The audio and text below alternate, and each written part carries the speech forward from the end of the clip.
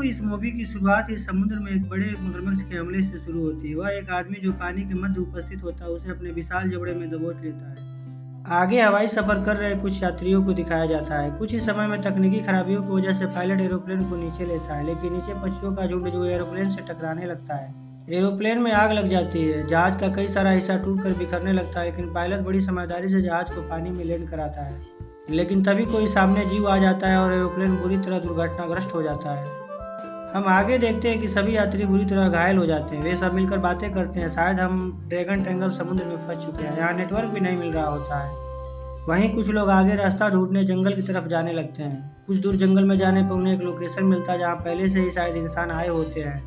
वहाँ उन्हें एक केबिन मिलता है। उस केबिन में चाकू, ग्रेनेड, बम, एक डायरी भी मिलती है। उस डायरी में टापू के बारे में बहुत कुछ लिखा होता है। उस डायरी में ये भी लिखा होता है कि इस टापू पर दुनिया का सबसे खतरनाक मगरमच्छ भी रहता है। वे सब बहुत डर जाते हैं और भागने लगते हैं। बाकी के यात्री जो समुद्र के किनारे होते हैं पीने वाले पानी को लेकर झगड़ा करने लगते हैं। उसी समय समुद्र में मौजूद मगरमच्छ जो मौजूदा यात्री को अपना शिकार बना लेता है। बाकी यात्री बुरी तरह डर जाते हैं, वे सब भागने लगते हैं, मगर मगरमच्छ जंगल में भी उनका पीछा नहीं छोड़ता। वह भाग रही एयर होस्टेस को अपना शिकार बना लेता है। हम आगे देखते हैं कि जंगल के बीचों बीच एक झील के किनारे वे सब पहुंचते हैं, लेकिन वहां मगरमच्छ पहले से ही घात लगाकर बैठा होता है और फिर एक यात्री को अपना शिकार बना लेता है। ये सब भागते रहते हैं, लेकिन मगरमच्छ एक एक करके सबको अपना शिकार बना रहा होता है। वे सब वापस भागकर उस केबिन के पास जाते हैं जहाँ उस जंगल में आए इंसानों की डायरी मिली होती है। वे सब अब बहुत थक चुके होते हैं। वे सब बचे हुए खाने को मिल बांट कर खा रहे होते हैं। तभी अचानक ऊपर से एक नर कंकाल गिरता है। इससे वे बहुत डर जाते हैं। शायद अब वे जान चुके होते हैं कि मगरमच्छ के बाद भी यहाँ कोई नरभक्षी है।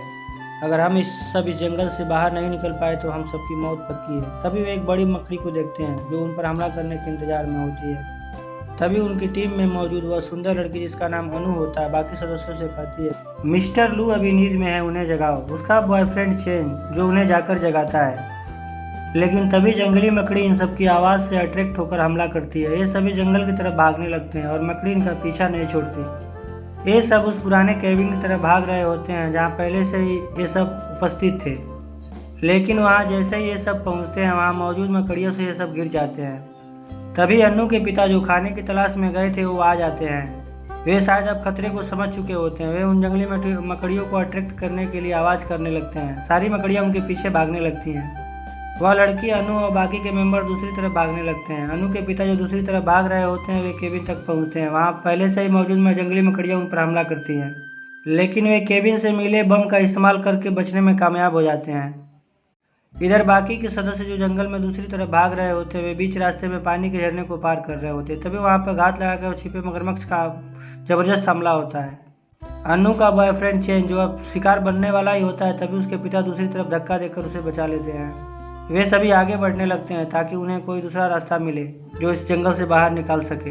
तभी उन्हें एक पुराना बॉक्स मिलता है जो शायद न्यूक्लियर मटेरियल होता है। वे उसे सेट कर रेस्क्यू टीम से बात करते हैं। अनु बताती है कि रेस्क्यू टीम हमारे करीब है, हमें साउथ ईस्ट की तरफ बढ़ना होगा। वे आगे बढ़ने लगते हैं, लेकिन तभी सामने नदी आ जाती है जिसे पार करने के बाद ही वे आगे बढ़ पाएंगे। अनु के पिता सबको लीड करते हैं। वे पहले खुद नदी पार करते हैं, फिर एक जंगली रस्सी की मदद से सबको पार करने को कहते हैं, लेकिन एन मौके पर मगरमच्छ हमला कर देता है और उनके साथी लू मारे जाते हैं। सब भागने लगते हैं, लेकिन अनु के पिता उस मगरमच्छ पर बंदूक की गोलियां बरसाते हुए जंगल की तरफ भागते हैं। हम आगे देखते हैं अनु मगरमच्छ के सामने होती है। वह मगरमच्छ का शिकार बनने ही वाली होती है। तभी उसके पिता मगरमच्छ पर गोलियां बरसाने लगते हैं।